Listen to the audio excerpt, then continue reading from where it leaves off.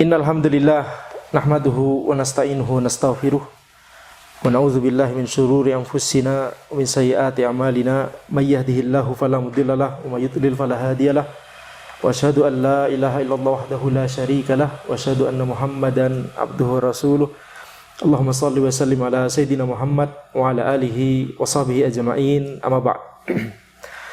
Kita lanjutkan pembahasan dari matan Qatrun Nada wa Balus Sada karya Syekh Ibnu Hisham Al-Ansari rahimahullahu taala, di mana kita sekarang sampai pada pembahasan alamatul ism, yaitu tanda-tanda ism.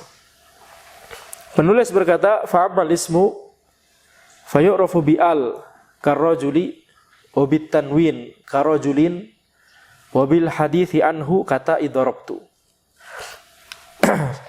Adapun ism, maka ia diketahui dengan al seperti ar-rajuli, dengan tanwin seperti rajulin, dan dengan hadith anhu seperti ta pada darabtu. Ini membahas, setelah penulis membahas tentang 3 jenis kalimah, ism, fi'il, dan harf. Itu telah kita bahas di pertemuan sebelumnya. Kemudian beliau masuk pada ism, fa'ammal ismu. Adapun ism, kemudian beliau menyebutkan tanda-tanda dari ism. Beliau menyebutkan 3 saja tanda dari ism, ya, tetapi kita di sini akan menyebutkan beberapa tanda tambahan insyaallah taala. Ism memiliki beberapa tanda yang dapat membedakannya dengan jenis kalimah yang lain, yaitu fi'il dan harf. Jadi tujuan dari tanda-tanda ini adalah supaya kita bisa menentukan apakah kalimah tersebut adalah ism, fi'il, atau harf. Ism memiliki tanda-tanda, fi'il juga memiliki tanda-tanda, dan harf bisa diketahui dengan ketika dia tidak bisa kemasukan tanda ism dan kemasukan tanda fi'il, maka kita ketahui bahwa itu adalah harf. Ya, jadi kita akan membahas berarti tanda-tanda untuk ism dan tanda-tanda untuk fi'il, yaitu tanda-tanda yang bisa membedakan kalimah tersebut, jenis kalimah tersebut dengan 2 jenis yang lain. Sekarang kita membahas tanda-tanda ism, maka kita akan mempelajari tanda-tanda yang kita bisa membedakan apakah kalimah ini adalah ism atau bukan. Kalau bukan, nanti baru kita putuskan. Kalau bukan, apakah dia adalah fi'il atau harf, begitu ya. Jika sebuah kalimah dapat menerima salah satu dari tanda-tanda ini, maka kalimah tersebut adalah ism. Cukup salah satu saja tanda yang bisa masuk kepada kalimah tersebut, maka kita bisa simpulkan bahwa kalimah tersebut adalah ism. Tidak perlu dia bisa kemasukan seluruh tanda. Tidak perlu. Cukup kemasukan salah satu dari tanda-tanda tersebut, maka itu adalah ism. Dan di sini tanda-tanda ism terbagi menjadi 2 kategori. Ya, 2 kategori besar dari tanda-tanda ism. Yang pertama adalah al-alamah al-lafziyah, yaitu tanda lafziyah, tanda secara lafaz, tanda yang itu bisa diketahui dengan kita melihat lafaz. Nah, ini banyak sekali tanda-tanda lafziyah dari ism, itu banyak sekali. Para ulama menyebutkan sampai puluhan. Tapi pada majelis ini insyaallah kita cukup sebutkan 10 saja. 10. Ya. Tapi cukup 1 saja, jangan 2, 20 nanti. Maka tanda lafziyah yang pertama adalah al. Ya. Al. Disebut juga alif wal lam, alif lam, begitu ya. Cuma para ulama menyebutkan bahwa penyebutan al itu lebih utama, lebih baik daripada kalau kita nyebut dia alif lam. Karena hal, misalkan ada harf hal, kita nyebutnya dia hal, bukan ha dan lam. Bal, kita nyebut dia bal, bukan ba dan lam, gitu ya. Jadi tanda lafziyah pertama adalah kalau dia bisa kemasukan al. Nah, al di sini nanti banyak kategori. Cuma kalau kita pelajari kategori-kategori dari masing-masing tanda ini sampai asar nanti, betul, sampai maghrib, sampai kajian buka puasa bersama ini. Jadi kita tunda pembahasan itu semua, kalau kita nanti insya Allah membahas Alfiyah Ibn Malik. Baik. Sekarang kita fokus ke cakrawala dulu, memperluas cakrawala. Apa saja 10 tanda yang ada di tanda-tanda lafziyah. Tanpa terlalu masuk ke dalam masing-masing tanda. Nanti kalau masuk ke dalam itu nanti ketika kita mempelajari Alfiyah. Ya. Jadi kita masuk lebih dalam dan memperluas cakrawala lagi. Kita bisa sebut itu seluruh puluhan tersebut misalkan. Jadi kalau belajar Alfiyah harus tidak boleh pemula sama sekali. Tapi nanti tersesat di tengah hutan dan tenggelam di lautan. Baik. Tanda lafziyah yang pertama adalah al. Contohnya misalkan firman Allah Subhanahu wa taala, "Dzalikal kitabu la raiba fiih." Di sini ada kata kitab, ternyata dia bisa kemasukan al. Maka kita simpulkan adalah bahwa kata kitab itu adalah ism. Kenapa? Karena dia bisa masukkan al di sini. Ini al. Dzalikal kitabu, maka kita simpulkan al-kitab itu adalah ism. Ketika dihilangkan alnya juga tetap adalah ism. Kitabun adalah ism.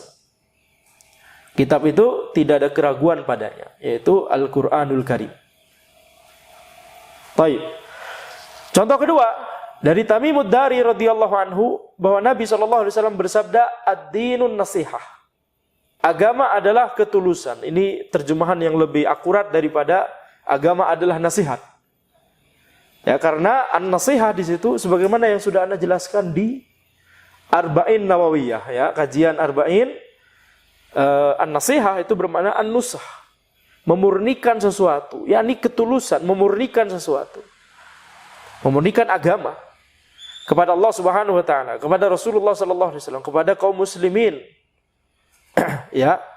Jadi ketika kita bermuamalah sesuai dengan apa yang disebutkan secara murni dalam syariat tanpa adanya tambahan-tambahan, nah itulah an-nasihah.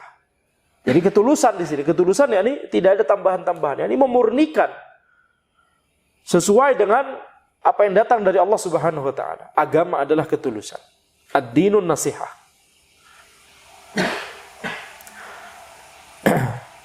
Ya, itu mengapa Anda tidak terjemahkan agama adalah nasihat, karena nanti lanjutan hadisnya liman. Ada para sahabat bertanya, kepada siapa? Nasihat kepada siapa, wahai Rasulullah? Lillahi wa li kitabi wa li rasuli wa li aimmatil muslimin wa ammatihim. Kepada Allah, kepada kitabnya, kepada rasulnya, dan kepada pemimpin kaum muslimin, dan kepada keumuman kaum muslimin. Kalau diterjemahkan agama adalah nasihat, gimana nasihat kepada Allah, gimana? Nasihat kepada Al-Quran, nasihat kepada Rasulullah sallallahu alaihi wasallam. Betul? Itu bukan makna hadis tersebut. Jangan terjemahkan nasihat yakni nasihat dalam bahasa Indonesia. Tapi nasihat di situ adalah an-nusah, memurnikan sesuatu yakni tulus, sesuai dengan apa yang datang dari Allah Subhanahu wa taala, itu yang datang itulah yang diamalkan. Jadi yang datang dari Allah Subhanahu wa taala, kita diperintahkan untuk mentauhidkan Allah, kita tauhidkan Allah Subhanahu wa taala. Kita beribadah hanya kepada Allah. Kita beriman kepada Allah. Itu memurnikan agama kepada Allah Subhanahu wa taala. An-nasihah kepada kitabullah, kepada Al-Qur'an, apa yang diperintahkan oleh Allah tentang Al-Qur'an, kita imani, kita baca, kita yakini, kita tadabburi, kita amalkan, betul tidak? Itulah an-nasihah. An-nasihah terkait Al-Qur'an, ketulusan terkait Al-Qur'an.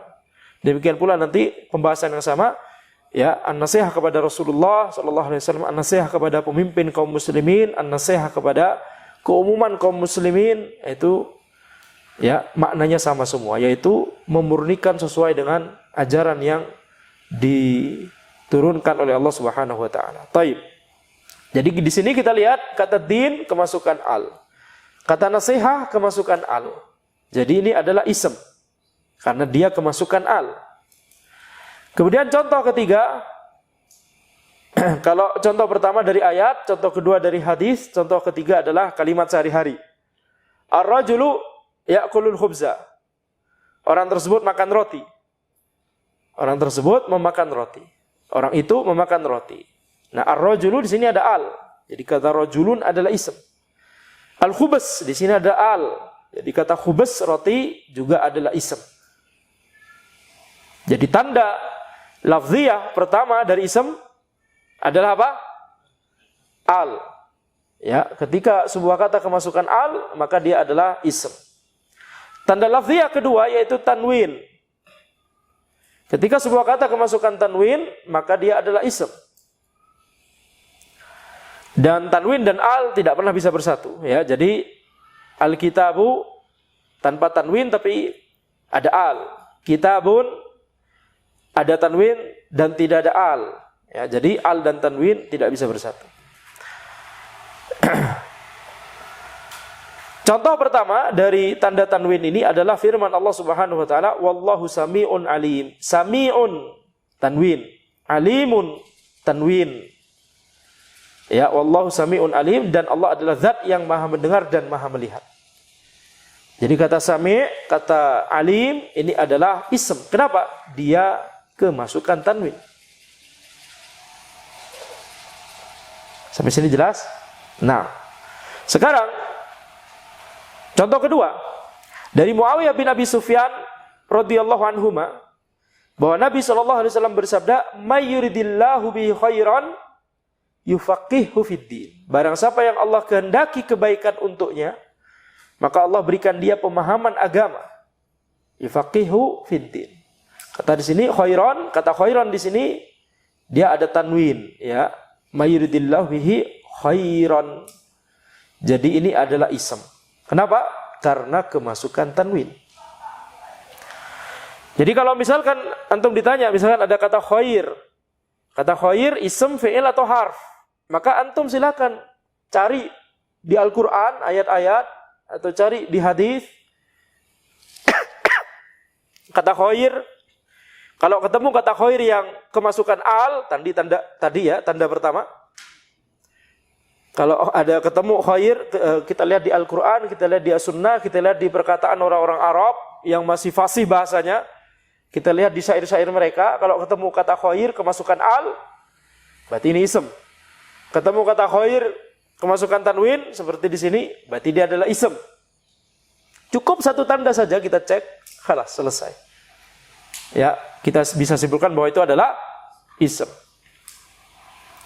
Contoh ketiga, ra'aitu taliban yaqra'u kitaban. Saya melihat seorang santri sedang membaca kitab.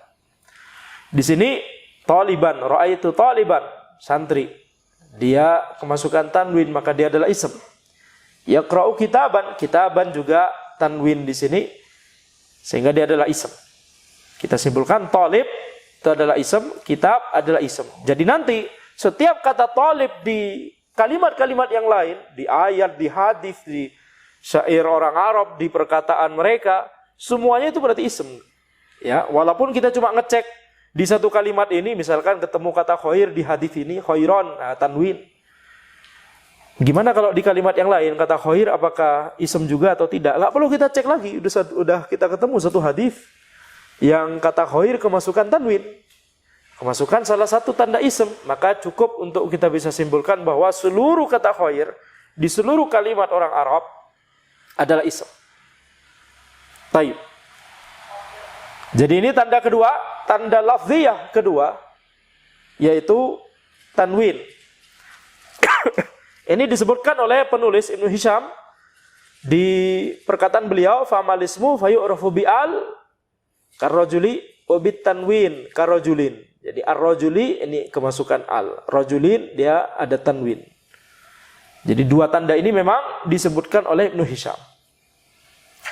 Kemudian tanda lafziyah ketiga, kita masuk pada tanda yang tidak dibahas oleh Ibnu Hisham Al-Ansari rahimahullah ta'ala. Tanda yang ketiga adalah al-jar. Al-jar. Ini tentunya bagi yang belum belajar nahwu sebelumnya maka tidak akan paham apa yang dimaksud al-jar, ya. Qatrun nada bukan untuk pemula yang Anda sampaikan di pertemuan sebelumnya. Tapi nanti insya Allah kita akan pelajari. Kalau belum paham ya sudah ikuti saja dulu. Walaupun idealnya adalah pelajari kitab yang lebih rendah levelnya daripada qatrun nada, ya. Contoh pertama adalah Allah Subhanahu wa taala berfirman, Bismillahirrahmanirrahim. Ya. Bismillahirrahmanirrahim. Ini kok dibiruin semua di sini ya oleh pensyarah. Karena itu semua jar semua. Cuma depan aja bi itu harf. Bismillahirrahmanirrahim. Kata ism, ini bismi, kata ism Dia jar. Karena sebelumnya adalah harful jar, betul tidak? Jadi dia adalah majrur. Kata setelah harful jar, yaitu bi. Kemudian lafzul jalalah Allah, bismillahi, lafzul jalalah Allah adalah jar pada memiliki kondisi i'rab jar. Kenapa? Karena dia adalah mudhaf ilaih. Kemudian Ar-Rahman, demikian pula Ar-Rahim, berada dalam kondisi i'rab jar. Kenapa?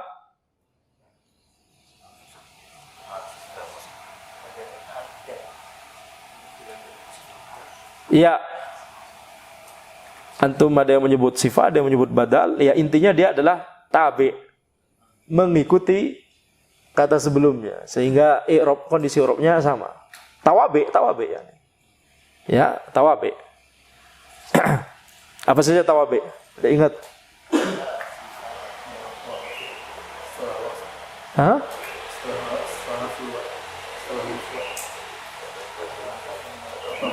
Iya. Al-ataf, taukid, badal, sifah. Ya, jadi itu kondisi jar. Bisa karena dia setelah huruf jar, bisa dia karena mudhaf ilaih, atau bisa karena dia adalah salah satu dari tabi yang 4 tadi. Tabi mengikuti kata sebelumnya yang berada dalam kondisi i'rab jar.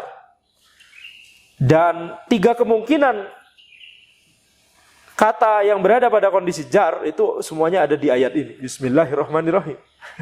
Makanya biruin semua di sini ya. Baik. Afwan, ini salah terjemahan. Bismillahirrahmanirrahim, nanti kita ubah terjemahan. Karena sebelumnya Ana berikan contoh minal jinnati wan nas. Dari surah An-Nas. Cuma ayatnya Ana ubah, kemudian terjemahannya tidak diubah. Baik, bagaimana dengan referensinya? Ya, referensinya juga belum diubah. Baik, nanti diubah insyaallah. Kemudian contoh kedua adalah dari Abdullah bin Umar radhiyallahu anhuma bahwa Nabi SAW bersabda, "Bunyal Islamu ala khamsin." Islam dibangun di atas 5 hal. Khamsin di sini jar, ya, karena setelah harful jar ala. Contoh ketiga, Kitabut Talibi Jadidun, kitab santri itu baru. Talibi di sini jar karena dia adalah mudhaf ilaih. Ya, mudhaf ilaih. Jadi pokoknya kalau sebuah kata berada dalam kondisi jar, maka dia adalah ism. Yang bisa berada dalam kondisi jar adalah ism. Fi'il gak bisa, harf tidak bisa. Bahkan harf tidak bisa memiliki kondisi i'rab sama sekali. Fi'il gak bisa. Kenapa? Karena fi'il bisanya rafa, nasab, dan jazm. Naam. Baik. Ini tanda lafziyah ketiga, yaitu jar.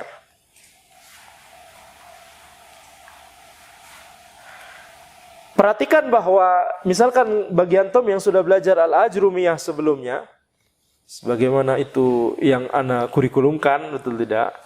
Bidayatus Salikin dulu, untuk pemula sekali, dari nol, bahkan dari negatif yang kita bilang kan lalu. Kemudian setelah itu naik ke Al-Ajrumiyah, habis itu baru ke Qatrun Nada, habis itu nanti insyaallah ke Alfiyah bin Malik. Biiznillahi ta'ala. Yasarallahu lana. Jadi di Al-Ajrumiyah disebutkan di antara tanda ism adalah huruful khafdi, yakni huruful jar. Wa yamin wa ila wa an wa ala wa fi rubba wal ba wal kaf lam dan seterusnya. Betul tidak? Nah, itu disebutkan itu adalah salah satu tanda ism. Tapi kalau kita mau menuju ke pembahasan yang lebih detail, maka sebenarnya yang merupakan tanda ism itu adalah jarnya. Bukan dia kemasukan huruful jar. Karena nanti ada kalimat-kalimat yang ada huruful jar, setelah itu bukan ism. Asyartu ilaih bi'ankum. Misalkan. Bi'ankum. Itu setelah huruful jar, bukan ism. Nah, gimana dengan contoh ini misalkan? Nah, sehingga nanti ada pembahasan oleh para ulama, sehingga yakni huruful jar ala kulli hal sudah masuk. Ketika sebuah kata kemasukan huruful jar sebelumnya, dia pasti dalam kondisi jar, betul tidak? Kalau dia adalah isim. Jadi yang lebih akurat adalah yang kita sebutkan sebagai tanda adalah jarnya itu, bukan kemasukan huruf jar. Karena nanti ada contoh-contoh yang itu nanti bisa muskilah gitu ya. Tapi itu tidak Anda sebutkan di sini karena itu masuk kepada pendalaman, itu nanti saja di Alfiyah ini Malik. Sebagaimana tadi tanwin juga banyak jenisnya, nanti kita bahas setelah kita pelajari Alfiyah ini Malik. Insyaallah taala. Baik, jadi cukup kita pahami saja bahwa kemasukan huruful jar itu disebutkan oleh Ibnu Ajurrum As-Sinhaji rahimahullah dalam matan beliau Al-Ajrumiyah, Al-Muqaddimah Al-Ajrumiyah, karena itu matan itu untuk pemula. Jadi huruful jar kan tampak jelas sekali kelihatan begitu ya. Dan untuk pemula ya contoh kalimat yang akan disebutkan itu pasti kalimat-kalimat yang mudah, kalimat-kalimat yang banyak digunakan, bukan kalimat-kalimat yang kasuistik tadi yang spesial begitu ya. Asyartu ilaihi bi ankum begitu ya. Jadi makanya karena huruful jar itu kelihatan sekali, mudah, makanya itu dijadikan sebagai salah satu tanda disebutkan oleh Ibnu Ajurrum. Tapi kalau kita mau ke pembahasan yang lebih teliti, maka yang sebenarnya tanda dari isim adalah al-jarnya itu sendiri. Baik. Kemudian tanda lafziyah yang keempat adalah an-nida. An-nida itu panggilan. Qila ya Nuh bita bisalamin. Difirmankan oleh Allah Subhanahu wa taala kepada Nabi Nuh alaihi salam, wahai Nuh. Ya Nuh. Nah, ini berarti kata Nuh itu adalah isim. Karena dia al-munadah. Ya, yakni dipanggil. Bisalamin minna. Turunlah dengan keselamatan. Wa barakatin alaika wa ala umamin mimman ma'ak. Ya, turunlah dengan keselamatan dan keberkahan dari kami atasmu dan atas umam, keturunan dari orang-orang yang bersamamu. Yakni keturunan yang beriman. Karena lanjutan ayat ini menyinggung keturunan yang tidak beriman. Nanti hukumnya berbeda lagi. Tapi di sini turunlah dengan keselamatan dan keberkahan dari Allah Subhanahu wa taala untuk Nabi Nuh dan untuk keturunan beliau dari orang-orang yang bersamamu. Orang-orang yang bersama Nabi Nuh beriman. Nah, keturunannya ada yang beriman, ada yang tidak. Nah, ini berarti cuma berlaku untuk keturunan yang beriman saja. Tapi poinnya di sini adalah ya Nuh. Nuh adalah munadah. Setelah harful nida di sini, setelah harful nida. Maka ini adalah isim. Nuh adalah isim. Nuhnya yang isim, bukan ianya. Nuhnya yang isim. Perhatikan para ulama menyebutkan al-munadah sebagai tanda dari isim atau nida di sini ya. Bukan kemasukan harfun nida. Karena nanti ada contoh-contoh kalimat yang ada harfun nida masuk ke fi'il. Ya laita. Misalkan. Nah, itu nanti ada banyak pembahasan. Ya, sebagian ulama mengatakan na'am itu adalah harfun nida. Kemudian munadahnya takdir, muqaddar, ya. Sedangkan sebagian ulama lain menyebutkan itu bukan harfun nida, itu harfun tanbih. Pembahasan seperti ini jangan dulu sekarang. Tapi kenapa Anda mau bahasnya juga sekarang? Nanti saja insyaallah pembahasan yang detail ya. Intinya cuma memberikan poin bahwa yang lebih akurat adalah yang keluar dari khilaf gitu ya. Kalau kita mengatakan tanda lafziyah itu adalah an-nida atau al-munadah. Bukan kemasukan harfun nida. Taib. Contoh berikutnya dari Umar bin Abi Salamah radhiyallahu anhuma bahwa Nabi sallallahu alaihi wasallam bersabda kepada beliau, "Ya gulam, samillah wa kul bi yaminik wa kul mimma yalik." Wahai nak, ini wahai anak kecil tapi bahasa sehari-hari kita terjemahkan wahai nak. Sebutlah nama Allah, makanlah dengan tangan kananmu dan makanlah makanan yang berada di dekatmu. Itu bagian dari adab. Makanlah makanan yang berada di dekatmu. Kalau makanannya satu jenis semua, makan yang berada di dekat kita. Kalau misalkan kita makan bareng orang, makannya sama semua, kita ngambil punya dia. Itu nggak sesuai adab, jelas ya. Nah, tapi kalau makanannya beda jenis, nah maka boleh-boleh saja. Misalkan di dekat kita tempe, di sebelah sana ayam gitu ya, Masya Allah. Berarti kita nggak boleh makan ayam ini. Boleh, ya boleh.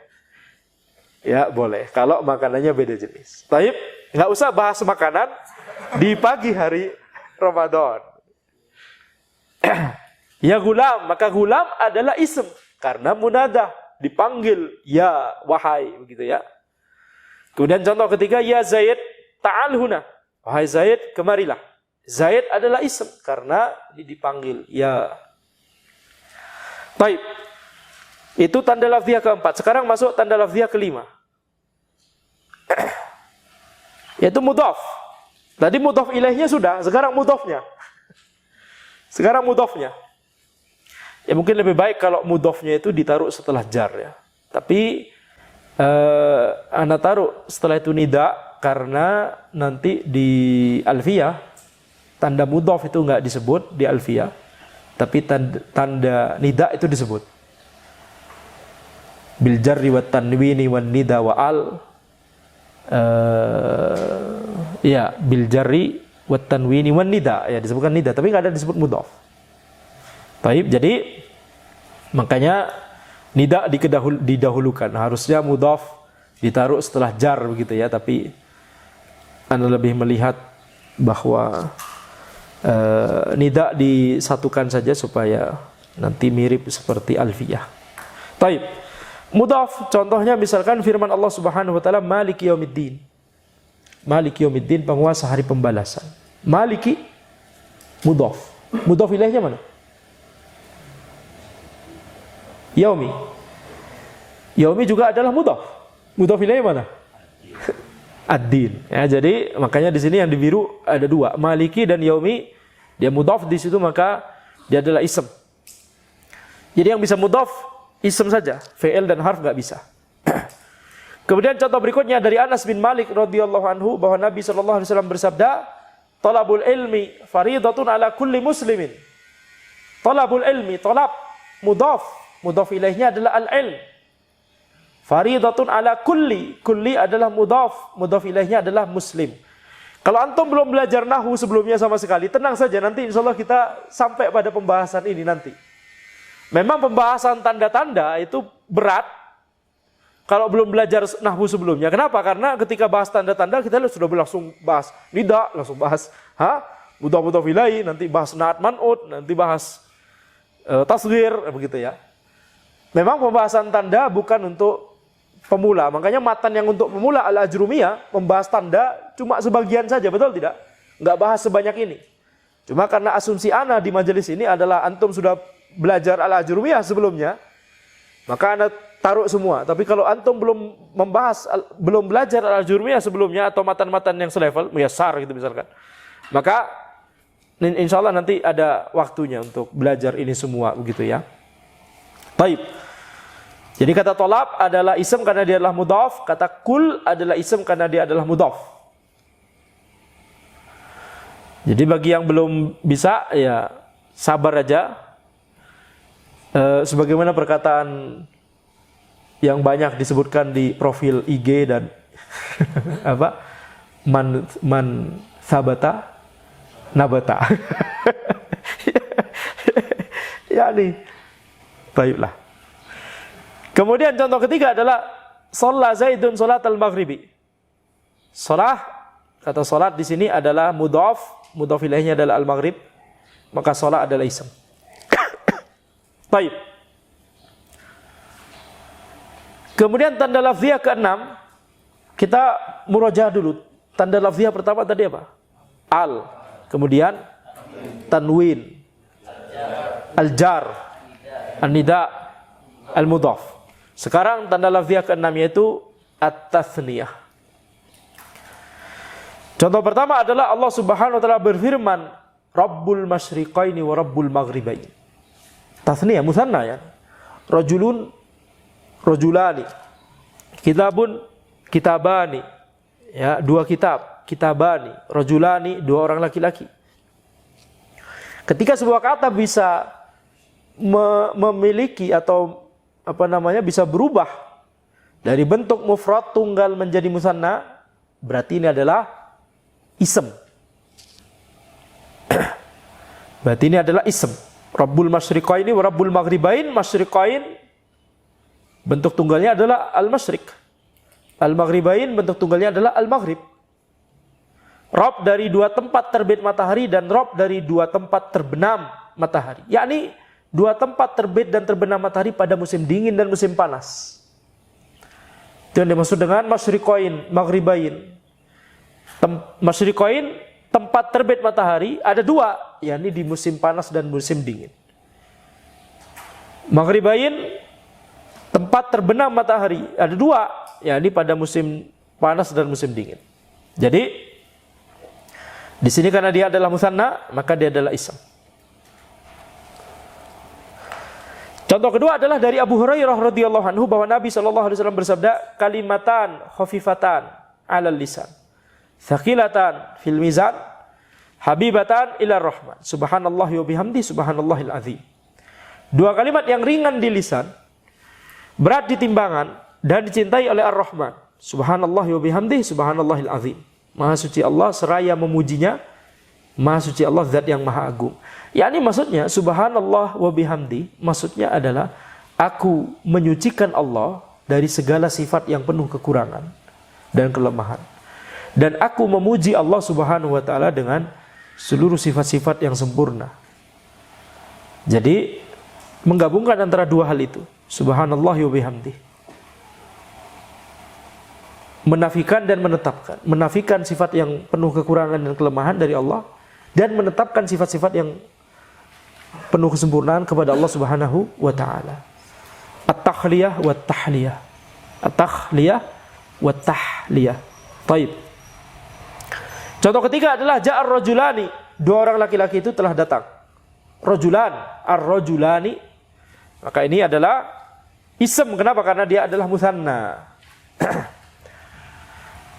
Karena dia adalah musanna. Alladzani, allatani, ism mausul, walaupun dia mu'rab juga, walaupun dia formatnya sama seperti tasniyah, seperti musanna, tapi dia mulhaq bil musanna. Dia dikaitkan dengan musanna. Dia bukan musanna itu sendiri. Nanti dibahas insyaallah. Baik. Jadi alladzani, allatani itu adalah mulhaq bil musanna.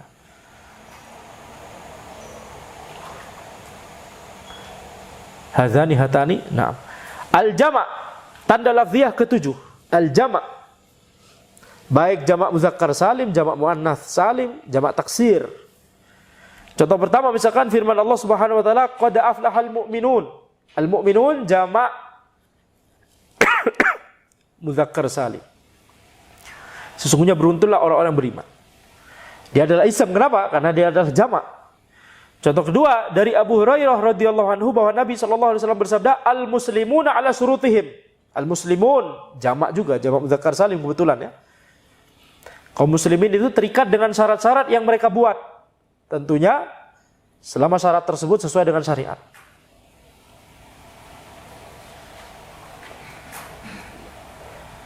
Taib. Al-muslimuna ala syurutihim.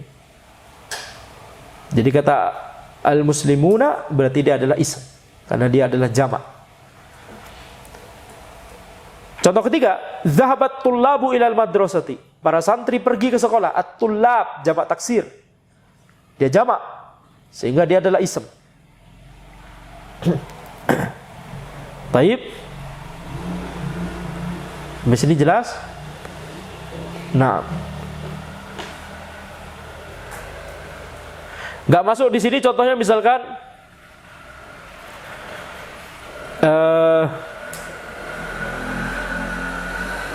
apa contohnya?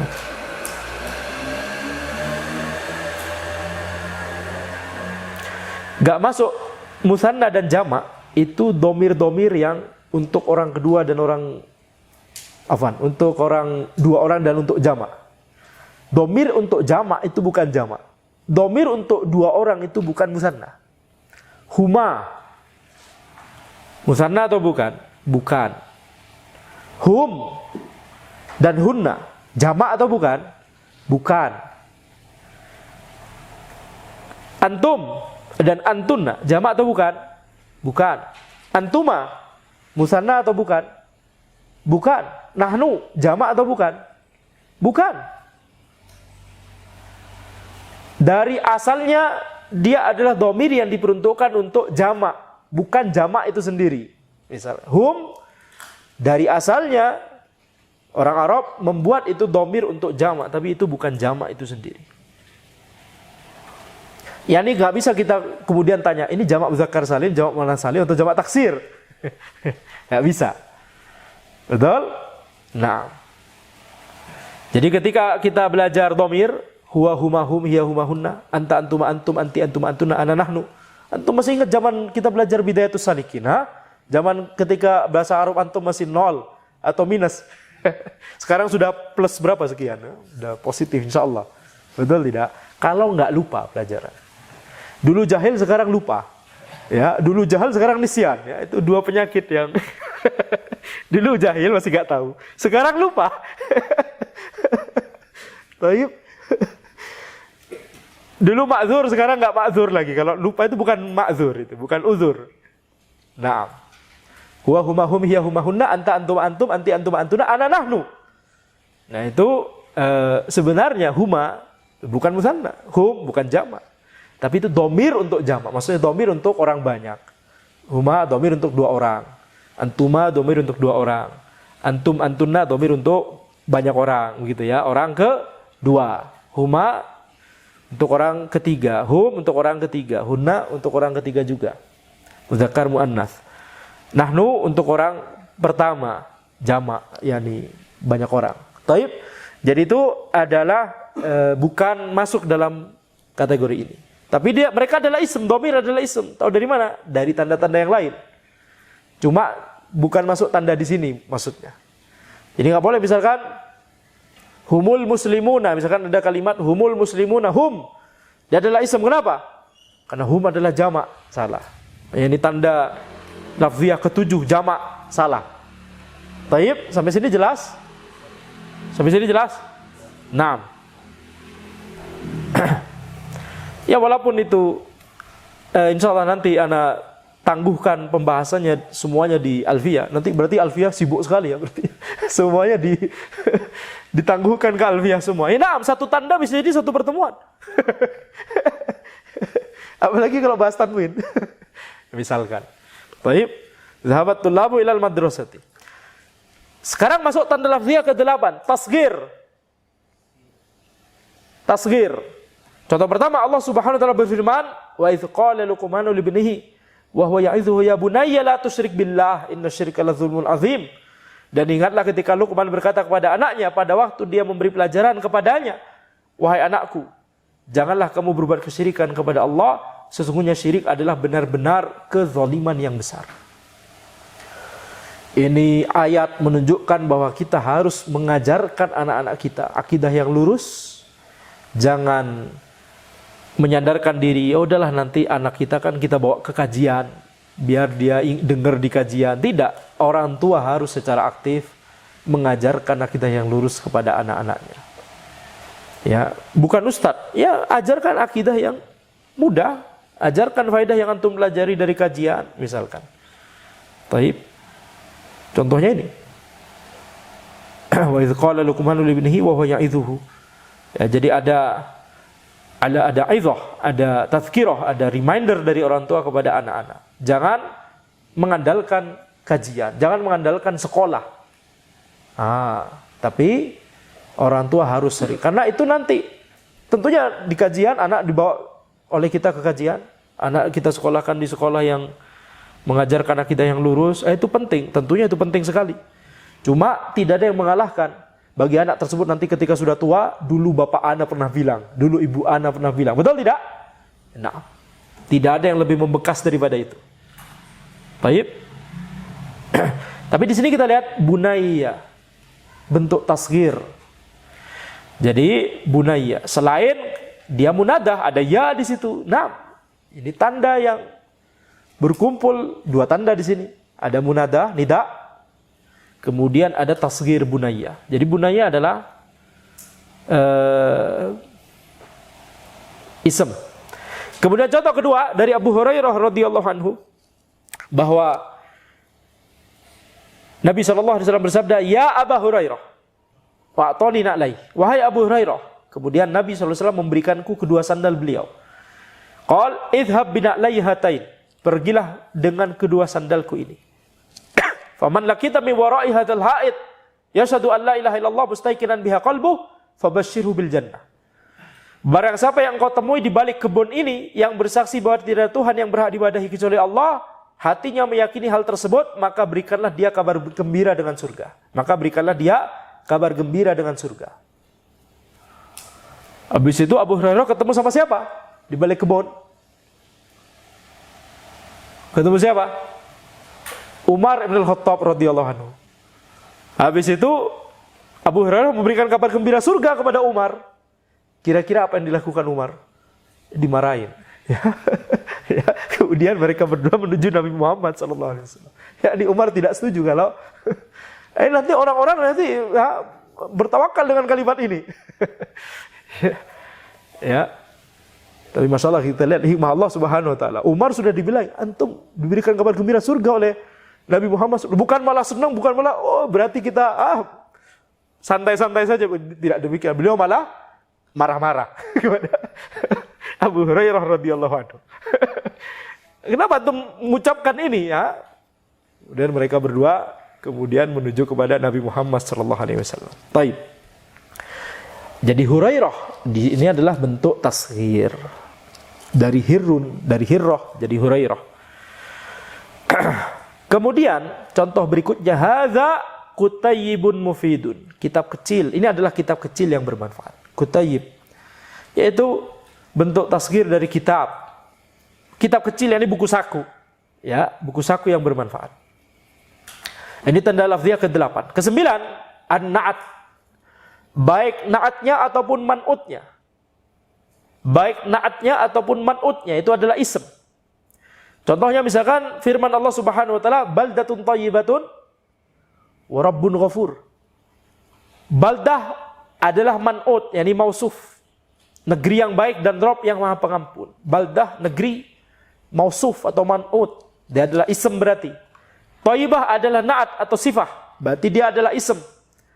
Rabbun dia adalah mausuf atau man'ut, berarti dia adalah ism. Ghafur, dia adalah naat atau sifah, berarti dia adalah ism. Jadi makanya di sini pensyarah menulisnya ini biru semua kecuali wa, karena wa kan bukan ism, ya. Baik. Semoga warnanya kelihatan jelas ya. Nah.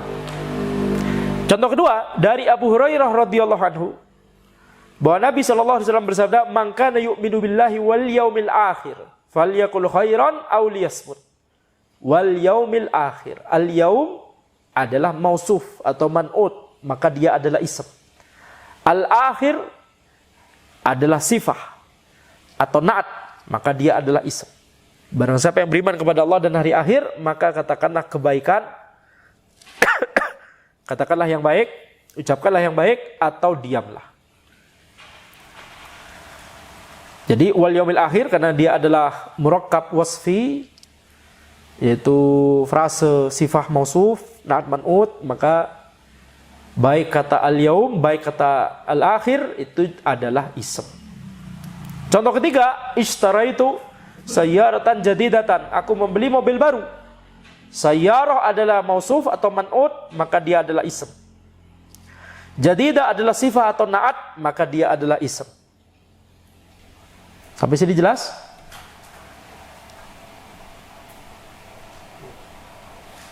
Sekarang kita masuk tanda lafziyah ke-10. Audud dhamir ilaih. Kembalinya dhamir kepadanya. Audud dhamir ilaih. Kembalinya dhamir kepadanya. Contoh pertama, Allah Subhanahu wa taala berfirman, "Wal qamara qaddarnahu manazil." Dan bulan itu telah kami tetapkan untuknya manzilah-manzilah, yakni tempat peredarannya, sehingga kemudian ada fase-fasenya. Sudah ditetapkan oleh Allah Subhanahu wa taala.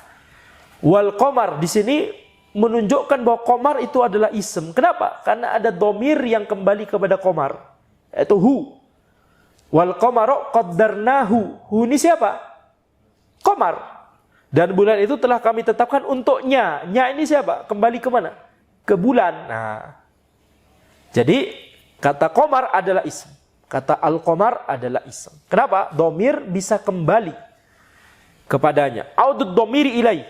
Para ulama terkadang menyebutkan sihhatu audid domiri ilai. Bahwa sah untuk ada domir yang kembali kepadanya. Yani ada kata sihah depannya gitu ya. Cuma itu bisa dipahami. Bisa dipahami. Tanda-tanda yang lain kita juga bisa sebutkan sihah semuanya. Sihhatu dukhuli al, sihhatu dukhuli tanwin, sihhatu tasniyah, sihhatul jama', sihhatul tasghir, begitu ya. Semuanya sihah. Jadi enggak perlu sebenarnya sihah. Allahu a'lam.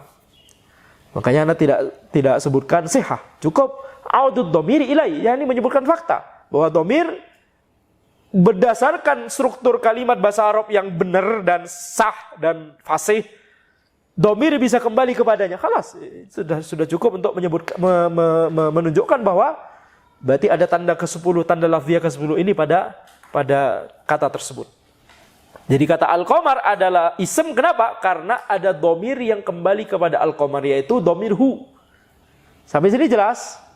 Nah, contoh kedua dari Abdullah bin Amr radhiyallahu anhu bahwa Nabi SAW bersabda, al-muslimu man salimal muslimuna min lisanihi wa yadihi.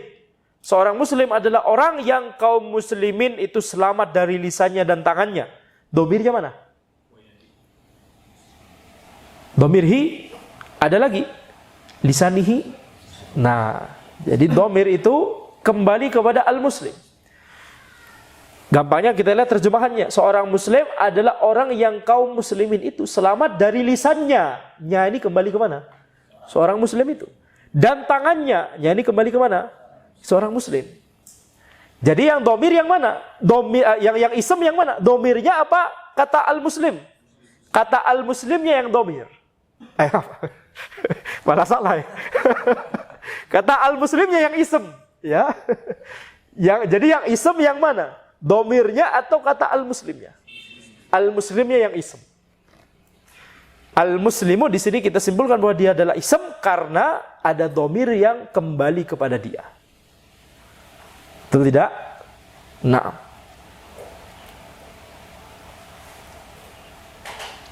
Contoh ketiga, al-kitabu qara'tuhu. Kitab itu aku telah membacanya. Ada domir hu, kembali ke mana? Ke al-kitab. Maka al-kitab adalah ism. Sampai sini jelas? Baik. Ini semua adalah kategori pertama, yaitu al-alama al-lafziyah.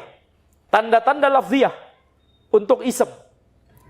Dan sebagaimana yang Anas sudah sebutkan sebelumnya, jumlahnya banyak sekali, sampai puluhan. Kemudian ada kategori kedua, yaitu al-alama al-ma'nawiyah. Tanda ma'nawiyah. Yaitu al-hadits anhu atau istilah lain al-musnad ilaih. Al-musnad ilaih yang sudah kita bahas di pertemuan sebelumnya. Kita sudah bahas sebelumnya bahwa ada al-musnad, ada al-musnad ilaih. Dia rukun dari al-isnad. Ism bisa masuk ke mana? Al-musnad ilaih dan ke al-musnad, dua-duanya. Kalau fi'il bisa masuk ke mana? Al-musnad saja. Kalau harf, nggak bisa. Jadi kita lihat ism bersendirian di mana berarti? Yang merupakan karakteristiknya ism berarti apa? Ketika dia bisa masuk ke al-musnad ilaih. Kalau yang masuk ke al-musnad kan fi'il juga bisa. Tapi yang masuk ke al-musnad ilaih cuma ism. Fi'il nggak bisa, harf apalagi. Jadi makanya kemudian para ulama menyebutkan bahwa ism bisa menjadi al-musnad ilaih, itulah karakteristik ism. Itulah tanda maknawiyah. Kenapa disebut tanda maknawiyah bukan tanda lafziyah? Karena ini kita harus tahu makna. Kita ini kembali kepada makna, bukan kepada lafaz tertentu. Kita melihat tanda tersebut bukan dari lafaz yang muncul di situ, tapi kita lihat dari segi makna. Mana yang al-musnad ilaih? Mana yang al-musnad? Mana sesuatu yang dijelaskan dan mana sesuatu yang menjelaskan. Kalau kata tersebut berada pada posisi, berada pada peran sesuatu yang dijelaskan, yakni al-musnad ilaih, maka dia adalah ism. Baik. Ini tanda maknawiyah. Inilah satu-satunya tanda maknawiyah dari ism. Tanda maknawiyah cuma satu ini. Kalau tanda lafziyah ada puluhan. Kita menyebutkan 10. 10. Ya. Kalau tanda maknawiyah cuma satu. Yaitu al-musnad ilaih atau al-hadits anhu. Hadits anhu itulah yang disebutkan oleh Ibnu Hisham di atas. Di matan beliau, wabil hadithi anhu, yakni al-musnad ilaih. Beda istilah saja. Al-hadits anhu dan al-haditsu bihi. Al-haditsu anhu, al-haditsu bihi. Ya, al-haditsu anhu yakni al-musnad ilaih. Yang kita bahas di pertemuan sebelumnya kita pakai istilah al-musnad ilaih. Cuma penulis menyebutkan dengan istilah beda saja. Cuma yang banyak digunakan al-musnad ilaih. Ya, jadi makanya di pertemuan sebelumnya kita pakai al-musnad ilaih. Mana tadi? Ah, ini dia. Jadi al-musnad ilaih itu adalah satu-satunya tanda maknawiyah. Dan bahkan tanda ini adalah tanda ism yang paling bermanfaat. Kenapa? Karena ia adalah tanda paling sederhana yang dapat diterapkan kepada seluruh ism. Seluruh ism,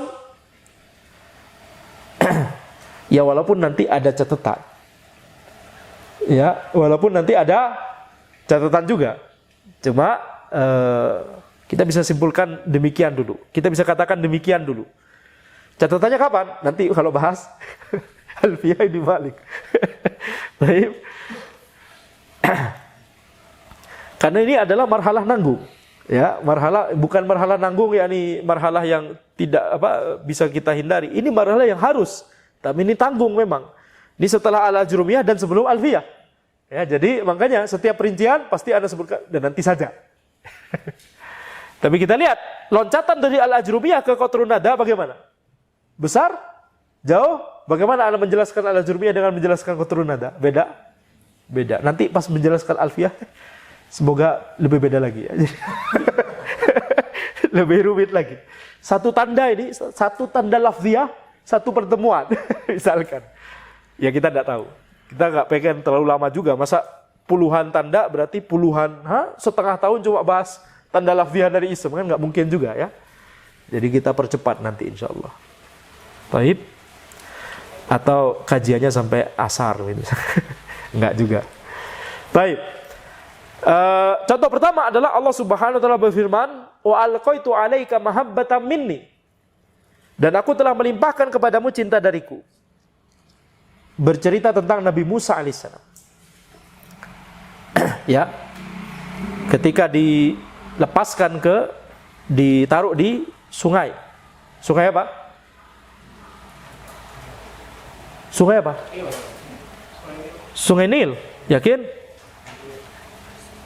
Nah, wa alqaitu tu. Di sini adalah domir. Kalau antum perhatikan, dia nggak bisa kemasukan al, nggak bisa kemasukan tanwin. Namanya aja domir, nggak bisa kemasukan nggak bisa munadah. Nggak ada, ya tuh, nggak bisa. Gimana caranya? Ya betul tidak? Nggak bisa dijadikan musanna, jamak. Ya itu, domir tuh, aku. Wa alqaitu 'alaika mahabbatan minni. Tapi dia adalah musnad ilaih. Dia adalah yang dijelaskan di sini. Dia peran sentral dalam kalimat ini. Wa alqaitu. Tu di sini adalah al-musnad ilaih. Al-musnadnya mana? Al-musnadnya mana? Alqa. Fi'il alqa. Itu adalah musnad, al-musnad, sesuatu yang menjelaskan. Sedangkan dhamir itu adalah musnad ilaih, sehingga dia adalah ism. Nah, ini tanda yang paling bermanfaat karena banyak sekali tanda-tanda ism, hampir tanda-tanda ism yang lain, tanda lafziyah, mayoritas dari mereka nggak bisa masuk ke tu, nggak cocok untuk ke tu. Coba dia bisa tanda maknawiyah, yaitu musnad ilaih. Jadi makanya disebut anfa'u alamatil ism. Tanda ism yang paling bermanfaat, yakni yang paling powerful. Yang paling bermanfaat untuk bisa kita jadikan alat untuk mengecek kalimat ini ism atau bukan. Itu maksudnya manfaat di sini. Dia manfaatnya adalah kita bisa dijadikan sebagai alat untuk mengecek dia adalah ism atau bukan. Yang paling bermanfaat adalah tanda maknawiyah ini, al-musnad ilaih. Contoh kedua, dari Abu Dzar Al-Ghifari radhiyallahu anhu bahwa Nabi sallallahu alaihi wasallam bersabda bahwa Allah Subhanahu wa taala berfirman. Jadi ini adalah hadis qudsi. Inni haramtu dzulma ala nafsi. Sesungguhnya aku telah mengharamkan kezaliman atas diriku. Inni haramtu. Tu di situ juga dia adalah al-musnad ilaih. Al-musnadnya mana? Harama. Ya harama. Ini adalah jumlah yang berada pada khobar inna. Ya, jadi jumlah pada khobar inna ini punya musnad ilaih dan musnad. Betul? Nah, ini haramtu dzulma ala nafsi. Sungguhnya aku telah mengharamkan kezaliman atas diriku. Baik. Kemudian contoh ketiga, fahimna ad-darsa jayidan. Kami memahami pelajaran dengan baik. Betul?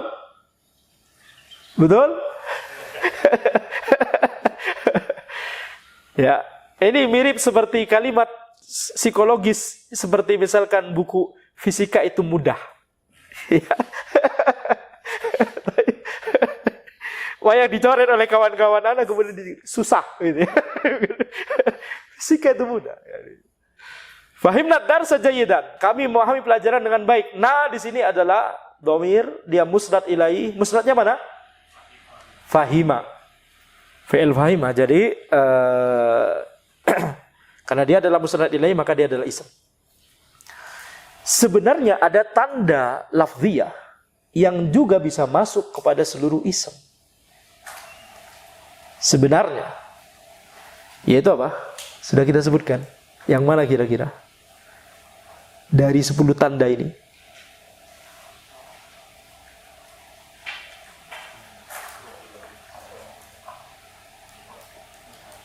Hah? Kalau contoh, oh ya, tanda maknawiyah musnad ilaih yang dicontohkan oleh penulis dorobtu, ya sama kayak tadi dorobtu, tu, aku apa? Ya, tanda lafziyah yang bisa masuk kepada seluruh ism adalah audud domiri ilaih, kembalinya domir kepadanya. Ini bisa masuk juga kepada seluruh ism. Misalkan ada kalimat dorobtu Zaidan, dorobtu Zaidan, aku memukul Zaid.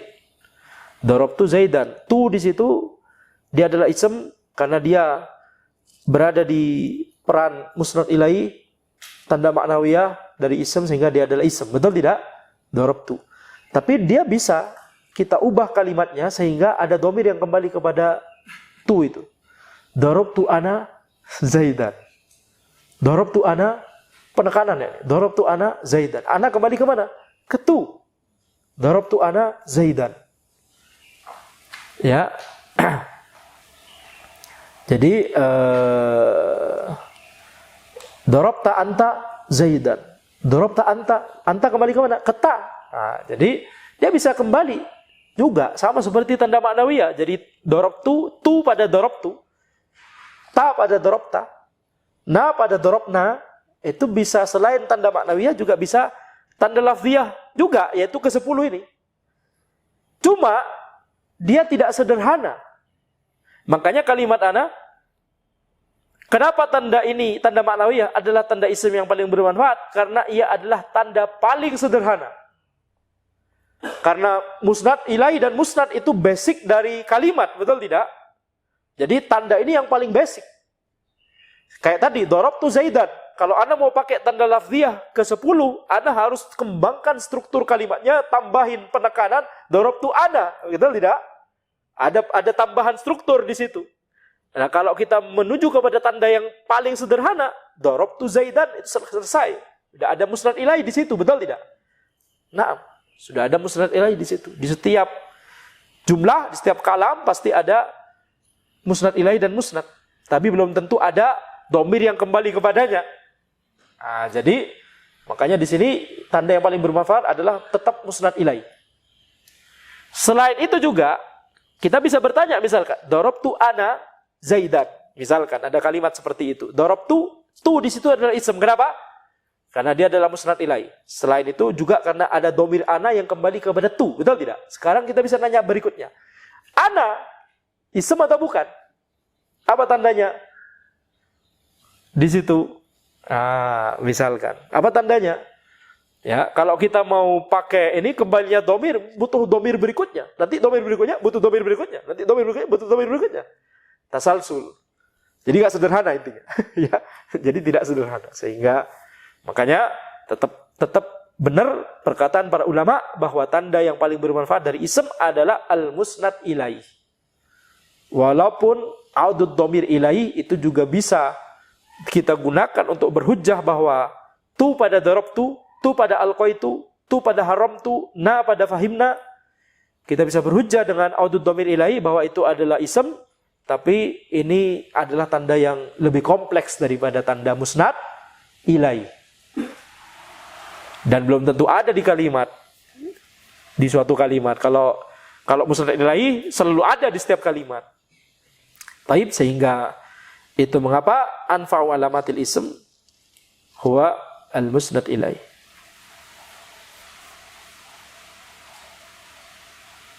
Baik.